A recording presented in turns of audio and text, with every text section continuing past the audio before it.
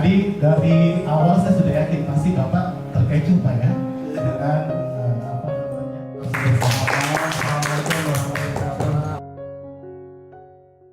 atau ngobrol politik malam hari ini. Ada Bung Said Lestaluhu. Oke. Ada Ibu Tuti Usman dari Bawaslu Provinsi Maluku. Assalamualaikum, selamat malam Ibu. Waalaikumsalam, selamat malam untuk kita semuanya. Saya yakin di sini terpilih semuanya yang ada di sini, teman-teman mahasiswa yang nggak tahu dari mana, ada aktivis juga dan sebagainya. Tepuk tangan sekali lagi untuk kita semua. Sejauh ini kerjaan dari KPU sendiri di dalam menghadapi Pilkada serentak 2020 sudah sejauh mana? Warahmatullahi wabarakatuh. Selamat malam, salam sejahtera kita sekalian. Shalom. Terima kasih malam ini kita hadir dalam kopi atau politik dari langsung di kantor redaksi Rakyat Maluku. Kami langsung aja ya berkaitan dengan update informasi berkaitan dengan pelaksanaan pemilihan ya, khusus di 4 kabupaten ini ada pemilihan bupati dan wakil bupati, tidak ada wali kotanya, jadi semuanya pemilihan bupati dan wakil bupati. Dan saat ini ada beberapa tahapan yang kemudian dia bersamaan beririsan. Kerja-kerja di ini memang sesuai dengan program tahapan dan jadwal. Dan untuk tahapan program dan jadwal saat ini per tanggal hari ini yang kita bicara tanggal 26 Februari 2020. Yang pertama berkaitan dengan hari ini masa terakhir pengecekan jumlah minimal sebaran dan dukungan bagi bakal calon perseorangan yang telah menyerahkan dukungan per tanggal 23 terakhir kemarin tepat pada pukul 24.00. Dan dari hasil yang disampaikan dari 4 kabupaten yang melaksanakan pemilihan bupati dan wakil bupati, ada 3 daerah yang melaksanakan pemilihan ini, yang ada bakal calon yang menyerahkan pada tanggal 23 batas akhir penyerahan itu. Ada di Seram bagian timur, kemudian ada di Kepulauan Aru, dan ada di Maluku Barat Daya. Untuk Maluku Barat Daya, status terakhir hari ini sudah status diterima, artinya memenuhi syarat jumlah dan sebaran. Begitupun teman-teman dari Seram bagian timur, status yang hari ini disampaikan berkaitan dengan pengecekan jumlah dan sebaran juga diterima statusnya, dan tinggal hari ini, malam ini sudah selesai sebenarnya, sudah pengecekan, lagi melakukan cross check kembali berkaitan dengan di Kepulauan Aru untuk nanti diklik langsung lewat sistem informasi pencalonan. Jadi kita punya silon yang memang itu menjadi salah satu sarana bagi proses pencalonan yang kita lakukan. Itu yang berkaitan dengan waktu hari ini update. Dan hari ini juga batas akhir teman-teman KPU Kabupaten setelah mengumumkan bakal calon atau calon panitia pemilihan kecamatan PPK itu sudah diumumkan, dan ada batas waktu 7 hari untuk mendapatkan tanggapan. Dan nanti setelah itu mereka juga harus menyampaikan berkaitan dengan proses, karena akan dilakukan proses pelantikan dan penetapan di akhir tanggal 29 sampai dengan tanggal 1 Maret. Jadi itu update hari ini berkaitan dengan tahapan-tahapan lainnya. Nanti juga ada pengumuman PPS yang sudah dilakukan sedang berlangsung. Nanti batasnya tanggal 15 Maret akan ada pengumuman PPS juga. Lalu berkaitan dengan sinkronisasi data pemilih yang sudah diserahkan oleh Kementerian Dalam Negeri kepada KPRI, nanti juga akan diserahkan pada tanggal akhir Maret, akan diserahkan kepada KPU Kabupaten Kota, yang nanti juga teman-teman KPU Kabupaten Kota nanti akan membentuk yang namanya petugas pemutahiran data atau PPDP. Nah, mereka ini akan bertugas untuk melaksanakan kegiatan pencocokan dan penelitian berdasarkan hasil data sinkronisasi data.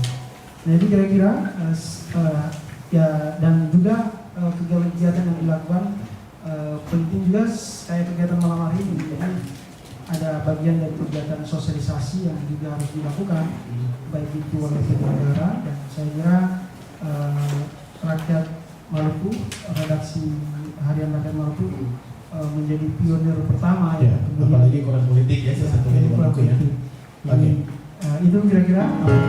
3 kabupaten sudah melaunching ya pilkada serentak, tinggal 1 lagi Sirabagian Timur. Kapan? Ya, ini kan sebenarnya bukan kewajiban Ya. ya kaitan dengan pelaksanaan launching. Launching itu adalah bagian dari kegiatan sosialisasi. Sosialisasi sebagai penanda bahwa di kabupaten ini ada pelaksanaan tahapan atau program dan jadwal di bidang pilkada.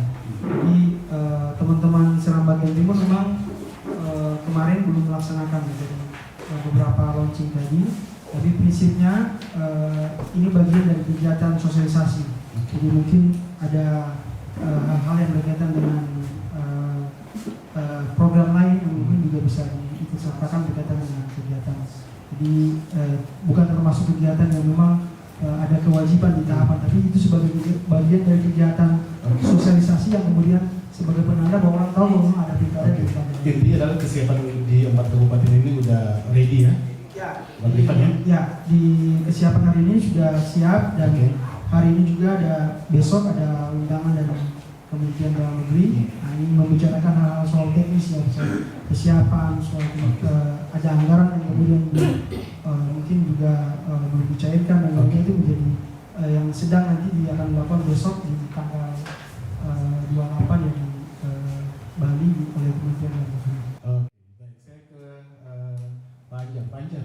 Ini pengalaman pilkada di Bali, termasuk juga ada gubernur dan wakil gubernur. Maluku juga ditetapkan sebagai salah satu daerah yang rawan, Pak. Pergerakannya sudah sejauh mana sih, Pak? Polisi sendiri untuk menghadapi pilkada 2020. Yang pertama melihat atau mengevaluasi pelaksanaan pemilu juga pilkada 2018. Kemarin pemilu kita melihat ada beberapa TPS yang ada terjadi pembakaran, perusakan, kemudian juga PSU, PSL, PSS, ini menjadi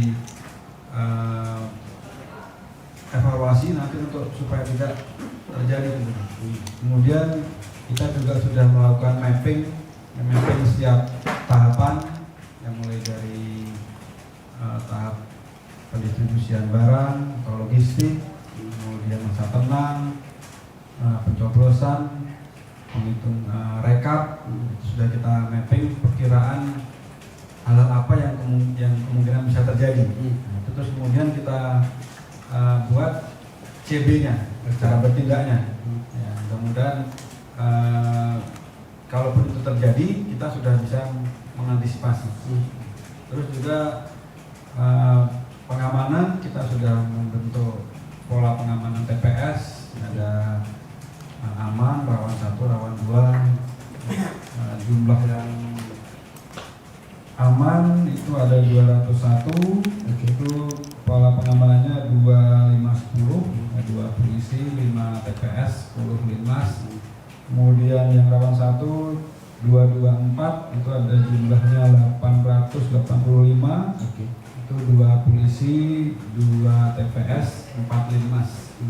Kemudian yang dianggap rawan sekali, rawan 2 itu ada 26, itu polanya 212, 2 polisi, 1 TPS, 2 linmas. Ya. Kemudian kita juga sudah menyiapkan perlibatan personil, itu nanti total personil Polda dan jajaran untuk Pilkada 2020 sekitar 1.400 personil. Kita juga minta bantuan TNI sekitar 300-an.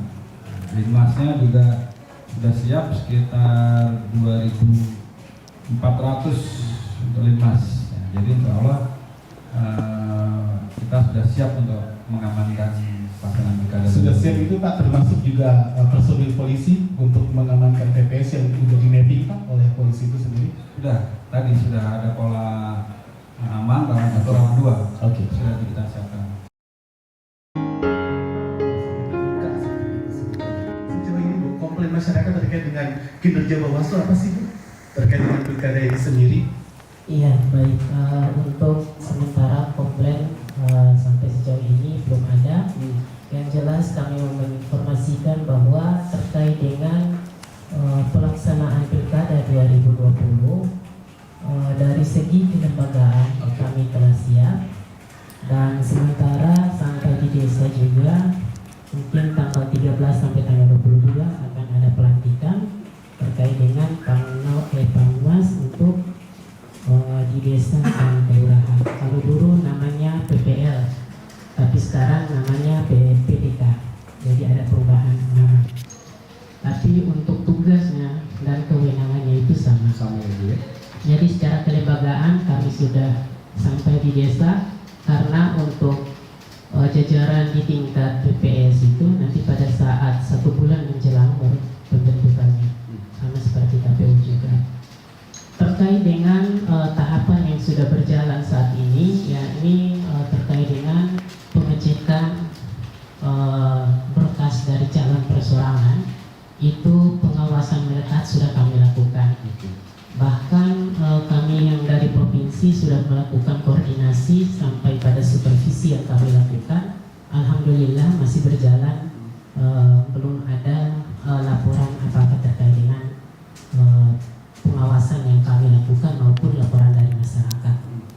Selanjutnya bahwa terkait dengan pencegahan yang nanti kami lakukan pada saat pelaksanaan tahapan yang dilaksanakan oleh KPU, kami sudah melakukan MOU dengan perguruan tinggi, dengan Unpati, juga dengan Yayan Ambon, dan juga dengan UKIM.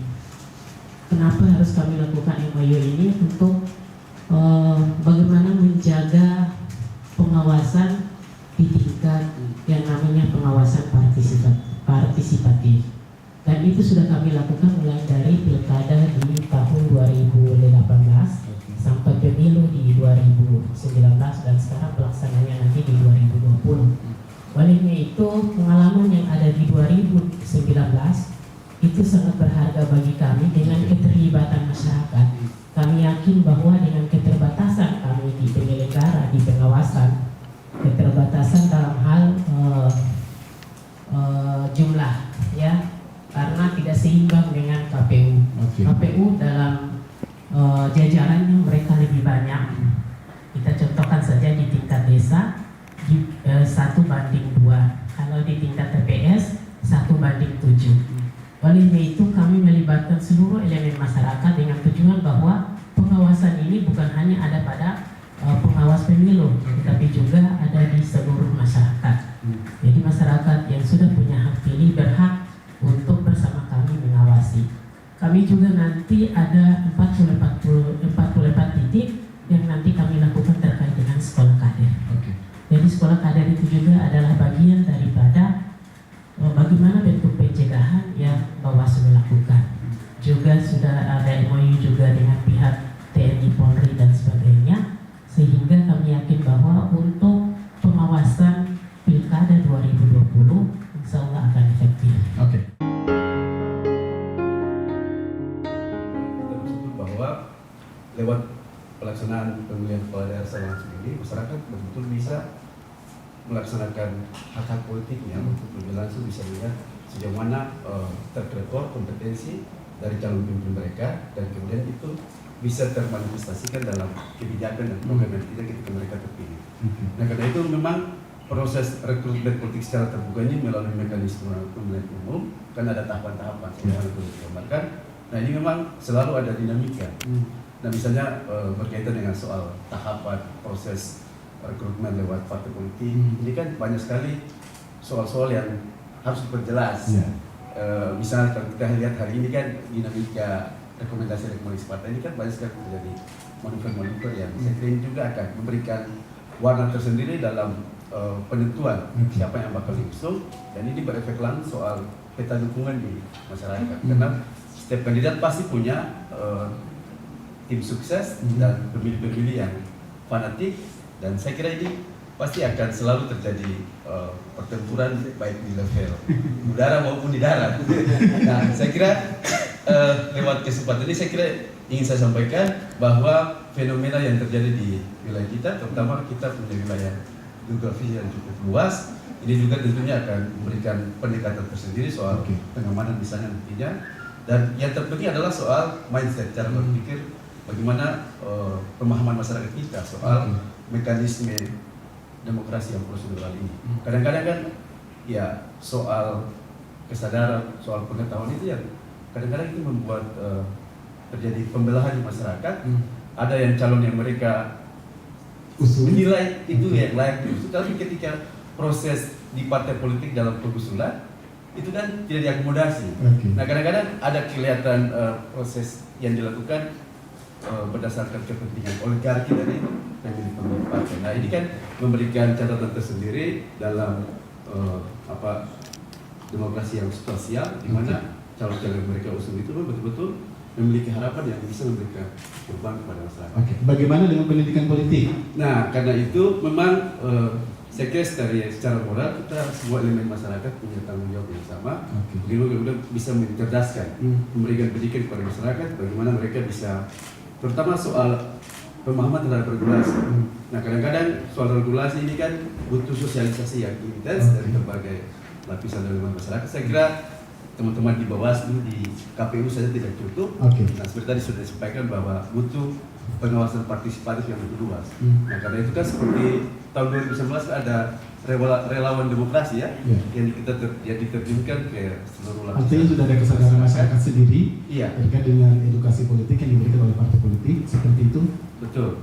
Jadi semua komponen, salah satunya adalah keberadaan media juga untuk bisa memberikan informasi yang secara masif kepada masyarakat, sehingga betul-betul pemahaman akan tanggung jawab mereka dalam berdemokrasi, di mana hak-hak mereka harus disetarakan untuk terlibat aktif dalam proses pengambilan keputusan.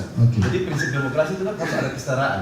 Kesetaraan dalam arti bahwa setiap orang punya hak untuk bisa berproses secara aktif dalam menentukan proses pengambilan keputusan. Jadi keputusan itu betul-betul memang dinilai layak berdasarkan track record, kemudian kompetensi, yang kemudian ketika mereka terpilih itu bisa menjawab kebutuhan atau kepentingan. Jadi kan kalau yang saya tangkap bahwa sekarang kan sudah ada 3 calon perorangan. Nah saya kira sebuah kemajuan dalam negara kita bahwa di sini ruang regulasi dibuka untuk memberikan kesempatan secara luas kepada masyarakat bahwa misalnya mereka tanpa dukungan partai politik yang dalam tanda petik sangat oligarkis itu bisa diberikan ruang kepada masyarakat untuk bisa mencalonkan diri menjadi yang penting memenuhi persyaratan sebagaimana yang diatur dalam peraturan perundang-undangan, misalnya dukungan KTP dan dukungan-dukungan. Pertama adalah berkaitan dengan bagaimana berkaitan dengan independensinya. Kita sebut biasanya soal kemandirian. Jadi bagaimana penyelenggara itu dia harus bersikap netral, kemudian dia juga independen, kemudian juga dia mandiri. Ya berkaitan dengan asas-asas penyelenggara yang ada di undang-undang. Jadi muatan yang paling penting adalah bagaimana penyelenggara itu tadi dia bisa betul-betul melaksanakan tugas dan kewajibannya yang kemudian diatur oleh undang-undang. Jadi kuncinya itu adalah ya sikap dia juga harus mandiri, kemudian sikap dia juga harus independen, sikap dia juga harus jujur, dia harus terbuka. Karena ini berkaitan dengan bagaimana soal-soal yang sering kita bunyikan, misalnya soal integritas, soal profesionalitas. Ini yang kita harus tularkan sampai pada level penyelenggara kita di tingkatan bawah, baik itu PPK, kemudian PPS, sampai di KPPS yang kemudian menyelenggarakan pelaksanaan pemungutan dan penghitungan suara itu pada proses hari-harinya. Nah, begitu nanti proses-proses yang berkaitan dengan rekapitulasi yang secara berjenjang yang dilakukan. Jadi kunci-kunci itu yang kemudian harus dipedomani oleh khususnya penyelenggara, sehingga image tadi ya, image bahwa kalau orang dekat dengan penyelenggara berarti dia bisa. Nah, padahal sebenarnya bukan itu, karena penyelenggara itu dia harus bebas, mandiri, kemudian juga independensinya juga harus dan soal tadi soal integritas dan profesionalitas itu yang kemudian sering diuji. Jadi dan puji syukur alhamdulillah kemarin misalnya kita sudah punya modal ya, modal kerja modal kerja misalnya kita melaksanakan pilgub di 2000 pilkada ini kan kita sudah melaksanakan serentak ya khususnya, ini gelombang keempat yang kita laksanakan. Gelombang pertama misalnya di pilkada 2015, pilkada di 2017, 2018, bahkan kemarin kita melaksanakan pemilu serentak yang pertama kali kita lakukan. Jadi itu modal-modal yang kemudian bagi penyelenggara yang harus menunjukkan kerja-kerja yang secara kelembagaan itu harus terukur dan teruji berkaitan dengan integritas dan profesionalitas. Ya meskipun kalau kita lihat di beberapa pengalaman misalnya di pilgub, kemudian di pemilihan serentak yang disebutkan Pak Anjar tadi, ada yang kemudian berkaitan dengan ketaatan prosedural, kemudian keadaan substansi yang kemudian harus diawasi oleh teman-teman Bawaslu, dan juga ada pemangku kepentingan lainnya. Jadi katakanlah hari ini kita ada akademisi, ada pengawas, ada kepolisian. Ini sebenarnya bukan persoalan, ini persoalan sinergitas yang kita bisa sampaikan. Jadi perlu juga ada sinergitas untuk bahwa ini bukan tugas pokok pelaksanaan pilkada, ini bukan tugas pokok KPU sebagai penyelenggara, tapi juga ada Bawaslu-nya, ada kemudian pengamanannya, kepolisiannya, ada media juga, ada pemilih tentunya yang juga mendapatkan informasi yang utuh berkaitan dengan proses pilkada itu.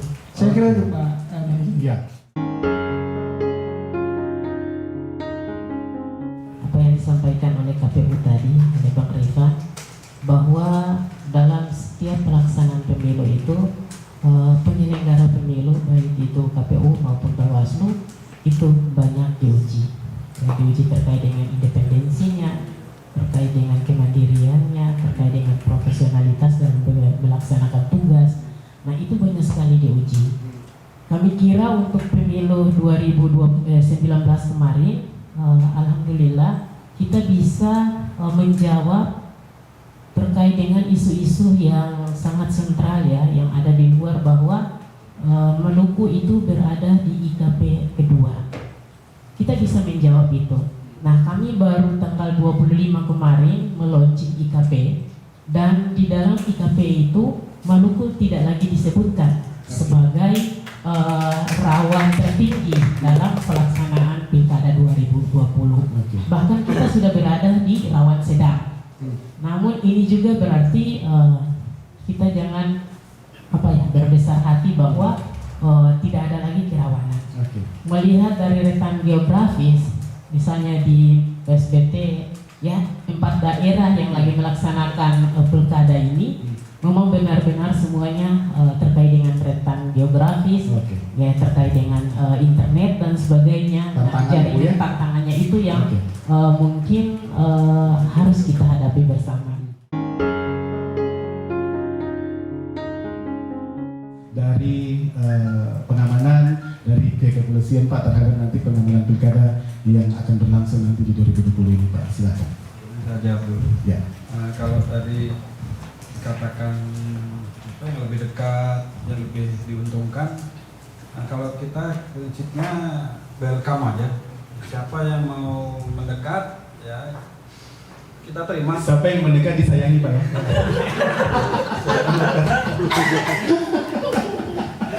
Nggak ada batasan, nggak ada kami nanti ada yang kami terima, ada yang enggak.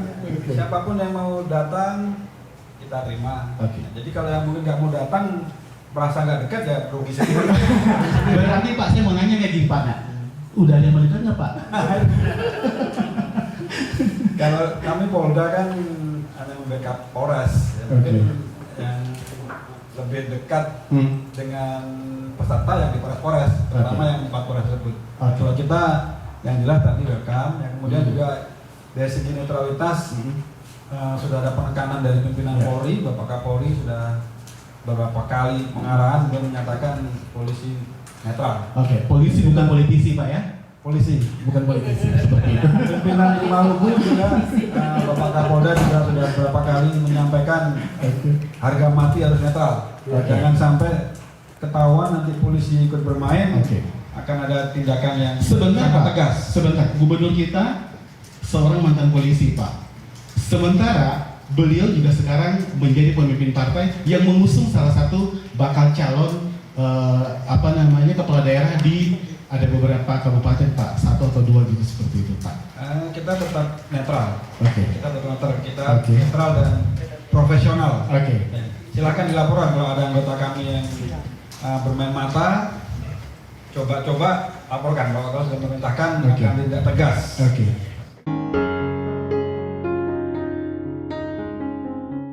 Bahwasanya masyarakat kita pasti punya pemahaman yang berbeda-beda terkait dengan persoalan keberpihakan Ya. dan macam itu. Nah, satu kata kunci adalah bagaimana kita menumbuhkan trust, rasa kepercayaan masyarakat. Karena lagi-lagi bahwa ujung dari semua penyelenggaraan sistem pemilu adalah soal kepercayaan masyarakat. Oke. Karena tingkat legitimasi yang diberikan kepada pemimpin itu salah satu indikator adalah soal kepercayaan, terutama kepada penyelenggara dan lain-lain. Nah, karena itu sedini mungkin, sebisa mungkin, bagaimana sebagai penyelenggara bisa menempatkan posisinya betul-betul independen, Oke. terpercaya, dan itu merupakan garansi bagi masyarakat. Karena memang kita tahu bahwa fenomena-fenomena masyarakat, bahkan kadang-kadang ada yang memplesetkan slogan Vox Populi Vox Dei itu, Betul. suara rakyat suara Tuhan, dibalik. Sekarang suara rakyat adalah suara KPU.